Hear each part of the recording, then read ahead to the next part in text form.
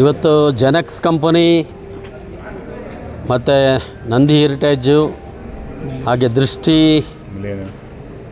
Foundation million ಸ್ಮೈಲ್ಸು ಇವರ ಸಹಯೋಗದೊಂದಿಗೆ ಶೆಟ್ಟಳ್ಳಿಯ ಸರ್ಕಾರಿ ಶಾಲೆಯಲ್ಲಿ ಆರೋಗ್ಯ ತಪಾಸಣಾ ಶಿಬಿರ ನಡೀತಾ ಇದೆ. ಈ ಕಾರ್ಯಕ್ರಮದಲ್ಲಿ ನಮ್ಮ ಸುರೇಶ್ ಅವರು, ಈ ಭಾಗದ ಮುಖಂಡರು, ಬಿಜು ಅವರು, ನಮ್ಮ ಪಾಂಡು ಅವರು, ಆರಾಧ್ಯ ಅವರು, ನಮ್ಮ ಜೀವನ್ ಅವರು, ರಾಜೀವ್ ಅವರು, ರಜನಿ ಅವರು, ಡಾಕ್ಟರ್ ವಿನಯ್ ಅವರು, ಡಾಕ್ಟರ್ ಅಮಲಿ ಅವರು, ನಮ್ಮ ಕ್ಷೇತ್ರದ ಎಲ್ಲ ಮಹಿಳಾ ಮುಖಂಡರು ಸೇರಿ ಬೆಳಗ್ಗೆಯಿಂದ ಸುಮಾರು ಒಂದು 250-300 ಜನಕ್ಕೆ ಕಣ್ಣಿನ ತಪಾಸಣೆ, ECG, ಕಾಲು ಮನುಷ್ಯನಿಗೆ ವಿಶೇಷವಾಗಿ ಕಾಲು ಬಲವಾಗಿದ್ದರೆ ಮಾತ್ರ ನಡೆಯೋಕ್ಕೆ ಓಡಾಡೋಕ್ಕೆ ಭಾರ ಎತ್ತಕ್ಕಾಗೋದು. ಅಂಥ ಕಾಲಿನಲ್ಲಿ ಏನೇನು ಪ್ರಾಬ್ಲಮ್ ಇದೆ ಅಂತ ಅದನ್ನು ಚೆಕ್ ಮಾಡ್ತಾ ಇದ್ದಾರೆ.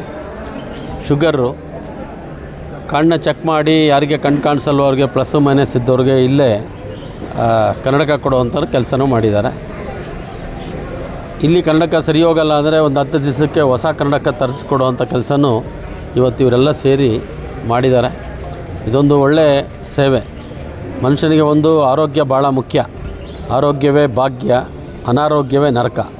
ಮನುಷ್ಯ ಒಂದು 10 ದಿವಸ ಮಲಗಿಬಿಟ್ರೆ ಯಾಕಪ್ಪ ಬೇಕು ಈ ಜೀವನ ಅನಿಸುತ್ತೆ. ಆದರೆ ಅದೇ ಖುಷಿಯಾಗಿದ್ದರೆ ಏನು ಬೇಕಾದ್ರೂ ಮಾಡ್ಬೋದು, ಸಾಧಿಸ್ಬೋದು. ಅಂಥ ಒಂದು ಒಳ್ಳೆಯ ಕೆಲಸಕ್ಕೆ ಇವತ್ತು ಈ ಎಲ್ಲ ಸಂಸ್ಥೆಯವರು ಸೇರಿ ಕೈ ಜೋಡಿಸಿ ಮಾಡಿದ್ದಾರೆ. ನಾನು ಕೂಡ 1 ಗಂಟೆಗಳ ಕಾಲ ಇವ್ರ ಜೊತೆ ಸಮಯ ಕಳೆದೆ. ನನಗೂ ಅನೇಕ ಅನುಭವಗಳಾಯಿತು. ಮಹಿಳೆಯರಿಗಿರ್ತಕ್ಕಂಥ ಸಮಸ್ಯೆಗಳು, ಮನುಷ್ಯರಿಗಿರ್ತಕ್ಕಂಥ ಸಮಸ್ಯೆಗಳು, ಕಣ್ಣಿನ ದೃಷ್ಟಿ, ಹಾಗೆ ಹಾರ್ಟ್ ಪ್ರಾಬ್ಲಮ್ಮು, ಕಾಲಿನ ಪ್ರಾಬ್ಲಮ್ಮು ಎಲ್ಲ ಈ ರೀತಿ ಚೆಕಪ್ನ ಮಾಡಿಸಿದ್ದಾರೆ. ಒಳ್ಳೆಯದಾಗಲಿ. ನಿರಂತರವಾಗಿ ನಮ್ಮ ಭಾಗದಲ್ಲಿ ಮಧ್ಯಮ ವರ್ಗದ ಜನ, ಬಡ ಜನ ವಾಸ ಮಾಡೋದು. ಅವ್ರಿಗೆಲ್ಲ ನಿಮ್ಮ ಸೇವೆ ಅವಶ್ಯಕತೆ ಇದೆ. ನಾನು ಪ್ರತಿಯೊಂದಕ್ಕೂ ಇದಕ್ಕೆ ಕೈ ಜೋಡಿಸ್ತೀನಿ. ನಮ್ಮ ಮುಖಂಡರು ಕೈ ಜೋಡಿಸ್ತಾರೆ. ದಯಮಾಡಿ ಈ ರೀತಿಯ ಕಾರ್ಯಕ್ರಮಗಳನ್ನ ನಿಮ್ಗೆ ಬಿಡುವಿದ್ದಾಗ, ನಿಮ್ಮದೆಲ್ಲೋ ಫಿಕ್ಸ್ ಆಗಿರುತ್ತೆ ಪಾಪ, ಬಿಡುವಿದ್ದಾಗ ನಮಗೆ ತಿಳಿಸಿ, 2 ದಿವಸ ಟೈಮ್ ಕೊಡಿ, ನಾವು ಆರ್ಗನೈಸ್ ಮಾಡಿ ನಿಮ್ಮನ್ನು ಕರಿತೀವಿ. ನಿಮ್ಮ ಸೇವೆ ನಮ್ಮ ಕ್ಷೇತ್ರಕ್ಕೆ ಭಾಳ ಅಮೂಲ್ಯವಾದದ್ದು.